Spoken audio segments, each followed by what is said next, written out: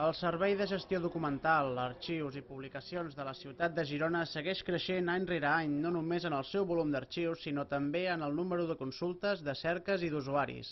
En total, l'any 2011 ha rebut un 18% més de consultes presencials, arribant a les 6.703, i els usuaris web han augmentat en un 9,2% i gairebé s'ha arribat als 70.000.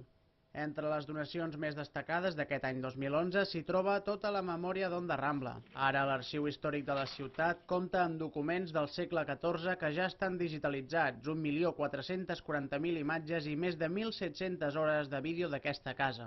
Pel que fa als fons de televisió, en aquests moments són consultables online 1.700 hores de televisió de Girona, i 630 hores de ràdio Girona Cadena Ser. Amb aquestes institucions, tant Televisió de Girona com Ràdio Girona, tenim convenis de col·laboració que fan que tota la producció audiovisual de la ciutat, a menys d'aquestes dues empreses i fins ara d'Onda Rambla, s'incorpori a l'Arxiu Municipal de Girona, cosa que estem convençuts que especialment ara i en el present, però especialment en el futur, és una eina extraordinària de coneixement de la ciutat per a les futures generacions. Cada 4 anys es pacta un pla estratègic per continuar amb la tasca del servei i el full de ruta que es va marcar entre els anys 2008 i 2011 va arribar a completar-se en un 83%.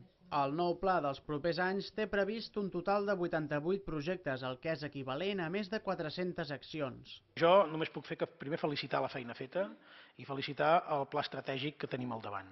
És un desafiament de més de 80 projectes, amb més de 400 accions concretes en els propers anys, i és una guia magnífica per treballar en un àmbit absolutament estratègic per a la ciutat.